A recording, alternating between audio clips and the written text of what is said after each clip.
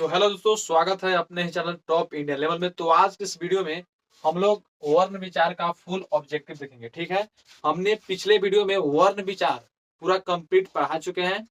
ठीक है, तो हम लोग आज इस वीडियो में वर्ण विचार का फुल ऑब्जेक्टिव देखने वाले हैं। तो सबसे पहला क्वेश्चन है जो कि है कि कौन सी लिपि दाईं से बाईं ओर लिखी जाती है। तो जो दाईं से बाईं लिखी जाती है वो है लिपि फारसी लिपि है। कौन लिपि है? फारसी लिपि है। ठीक है, आगे देखते हैं कि देवनागरी लिपि क्या है। तो जो देवनागरी लिपि है वो अक्षरात्मक लिपि है। ठीक है, जो तीसरा क्वेश्चन है कि रोमन लिपि क्या है। तो रोमन जो लिपि है वो वर्णात्मक लिपि है। क्या है? वर्णात्मक लिपि। आगे बात करते हैं कि भारत की प्राचीन लिपि कौन है।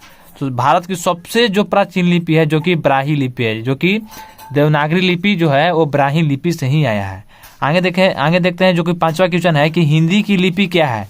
जो हिंदी की जो लिपि है वो है देवनागरी लिपि है। चलिए आगे देखते हैं छठा क्वेश्चन कि संस्कृत, मराठी और नेपाली भाषाओं की लिपि क्या है। संस्कृत का, मराठी का और नेपाली का जो भाषा है उसका लिपि क्या है। तो क्या है? तो देवनागरी ही है। आगे देखते हैं सातवां क्वेश्चन कि देवनागरी लिपि का विकास किस लिपि से हुआ है। तो गुरुमुखी लिपि से हुआ है। किस लिपि से? देवनागरी लिपि का जो विकास हुआ किस लिपि से हुआ है? तो ब्राह्मी लिपि से हुआ है। किसे? तो ब्राह्मी लिपि से हुआ है। तो इस प्रकार हम लोग देखे थे भाषा, लिपि और उसके बाद देखे थे व्याकरण। ठीक है, तो उस टॉपिक से इतना ही क्वेश्चन यहाँ पर बनता है। आगे बात करते हैं वर्ण विचार से। ठीक है, यानी कि वर्ण से कितना क्वेश्चन बनता है। और बता दे तो वर्ण से अधिकतर उच्चारण स्थान ही पूछा जाता है, इसलिए आप लोग को ज्यादातर फोकस करना है उच्चारण स्थान पर। चलिए, तो पहला जो क्वेश्चन है कि ढ कौन सा व्यंजन है। ढ जो है वो कौन सा व्यंजन है? तो द्विगुण व्यंजन है। आप लोग को मैं बताए थे कि ड और ढ जो है वो द्विगुण व्यंजन होता है। आगे जो है अ वर्ण किस स्वर का उदाहरण है। अ जो है वो किस स्वर का उदाहरण है। तो यहाँ पर हो जाएगा प्लुप्त हो जाएगा। क्या हो जाएगा? प्लुप्त जो हो जाएगा। अ जो है वो प्लुप्त का क्या है? उदाहरण है। आगे देखते हैं कि निम्नलिखित में उष्ण व्यंजन कौन है। तो उष्ण व्यंजन जो है वो तलाबी स है। यह क्या? तो तलाबी स, मूर्धनी स, दंती स जो है वो क्या है? उष्ण व्यंजन है। आगे देखते हैं कि ड का उच्चारण स्थान क्या होता है। तो जो ड का उच्चारण स्थान होता है जो कि टठ का भाग है, इसलिए बोलेंगे मूर्धा। क्या बोलेंगे? मूर्धा। कवर का जो उच्चारण स्थान होता है वो क्या होता है? कंठ होता है। क से कवर, क से कंठ हो जाएगा। आगे देखते हैं सातवां क्वेश्चन कि स्वर वर्णों की संख्या कितना होता है। तो जो स्वर वर्णों की संख्या हमने बताए थे, कितना बताए थे? 11 बताए थे। चलिए आगे, निम्नलिखित में पूर्ण विराम चिन्ह कौन है। तो जो पूर्ण विराम चिन्ह है वो क्या है? तो ऑप्शन नंबर सी हो जाएगा। आगे देखते हैं 9 क्वेश्चन कि निम्नलिखित में कौन वर्ण स्पर्श व्यंजन का उदाहरण है। स्पर्श व्यंजन का उदाहरण कौन है? तो यहाँ पर हो जाएगा म हो जाएगा, क्योंकि क से लेकर प तो क्या कहेंगे? स्पर्श व्यंजन कहेंगे। इसका जो संख्या होता है वो 25 होता है। आगे बात करते हैं कि निम्नलिखित में कौन विषम्यादिक बोधक चिन्ह है। विषम्यादिक बोधक चिन्ह कौन है? तो ऑप्शन नंबर क्या हो जाएगा? बी हो जाएगा। Option number. आगे 11वां क्वेश्चन है कि निम्नलिखित में कौन वर्ण घोष है। तो घोष हो जाएगा, क्या हो जाएगा? ऑप्शन नंबर बी हो जाएगा। ऑप्शन नंबर बी हो जाएगा। घोष में हमने बताए थे कि तीसरा, चौथा और पांचवा वर्ग क्या बोलेंगे? घोष वर्ग बोलेंगे। तो देखिए क्या है? चौथा वर्ग है, यानी कि चौथा में क्या है? चौथा वर्ग है, इसलिए बोलेंगे हम इसको घोष बोलेंगे। पवर्ग का उच्चारण स्थान की बात की जाए तो ओष्ठ होता है। पवर्ग का उच्चारण स्थान ओष्ठ होता है। जब ऐसा चिन्ह रहता है तो कोष्ठकों में अंकित विराम चिन्ह है तो कौन सा है? तो योजक है। ऐसा चिन्ह को क्या बोलेंगे हम लोग? योजक चिन्ह बोलेंगे। आगे देखते हैं कि निम्नलिखित में कौन वर्ण अघोष है। तो अघोष क्या होता है? तो पहला और दूसरा होता है। तो पहला और दूसरा, सभी वर्ग का पहला और दूसरा अघोष कहलाता है। देखिए, तो पहला क्या, दूसरा, यह क्या कहने का मतलब कि तथा में जो है वो थ जो है वो क्या है?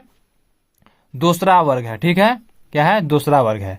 आगे बात करते हैं जो कि है 15वां क्वेश्चन, जो कि बोल रहा है कि निम्नलिखित में कौन वर्ण अंतयस्थ व्यंजन का उदाहरण है। तो अंतयस्थ व्यंजन का जो उदाहरण है क्या हो जाएगा? यह हो जाएगा। यर लवा जो होता है क्या है? अंतयस्थ व्यंजन का उदाहरण है। 16 क्वेश्चन है जो कि है कि हिंदी में उष्ण व्यंजनों की संख्या कितना होता है।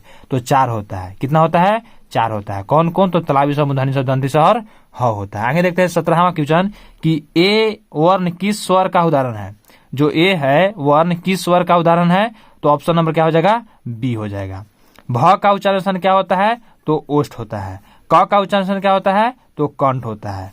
दंती स है, क्या हो जाएगा, दंती स का उच्चारण क्या हो जाएगा, तो द से दंती स, द से क्या हो जाएगा, दंत हो जाएगा। ठीक है, और त से तलाबी स, त से तालु हो जाता है, और म से मूर्धा, और म से मूर्धनी स हो जाएगा। ठीक है, आगे देखते हैं कि अंग का उच्चारण क्या होता है, तो अंग का उच्चारण यानी कि कवर्ग है, तो कवर्ग किससे बोला जाता है, कंठ से बोला जाता है। तो 21 का हो जाएगा ऑप्शन नंबर ए हो जाएगा। ट का उच्चारण क्या होता है, तो ट का उच्चारण हो जाएगा मूर्धा हो जाएगा।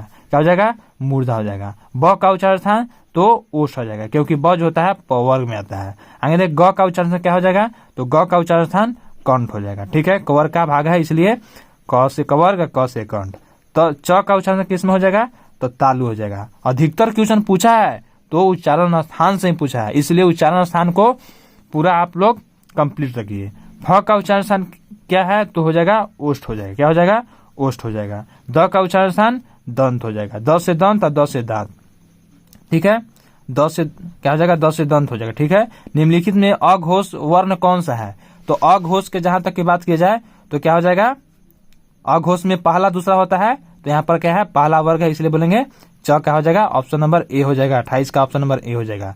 तलाबी स का उच्चारण स्थान है कि त से तलाबी स, त से तालु, तो हो जाएगा त से तालु है। ठीक है, दीर्घ ई का उच्चारण स्थान क्या हो जाएगा, तो दीर्घ ई का उच्चारण स्थान के जहां तक बात की जाए तो क्या हो जाएगा, तालु हो जाएगा। ल का उच्चारण स्थान क्या हो जाएगा, तो दंत हो जाएगा। ल का उच्चारण स्थान दंत, लेकिन र पूछेगा र तो बोलना है मूर्धा बोलना है। ठीक है, हिंदी में हर स्वर क्या है, तो हर स्वर की संख्या कितना होता है, तो 4 होता है। कौन कौन, अ हो जाता है, हर्ष ई हो जाता है, हर्ष हो जाता है, और एक होता है री हो जाता है। ठीक है, 33 क्वेश्चन है कि अ का उच्चारण स्थान क्या है, तो अ बोले चाहे आ बोले चाहे विसर्ग बोले, इस सब का उच्चारण स्थान क्या होता है, कंठ होता है। क्या होता है, कंठ होता है।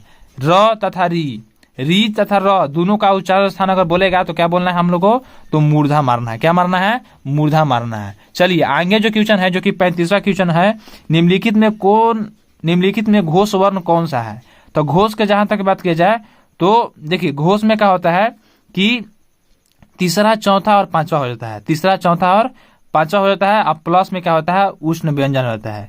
क्या होता है, उष्ण व्यंजन। तो उष्ण व्यंजन कौन कौन होता है, तलाबी स, मूर्धनी स, दंती स और ह हो जाता है। ठीक है, चलिए आगे देखते हैं कि निम्नलिखित में किसका उच्चारण कंठ से होता है, तो किसका उच्चारण कंठ से होता है, तो यहाँ पर ख का उच्चारण स्थान क्या होता है, कंठ से होता है।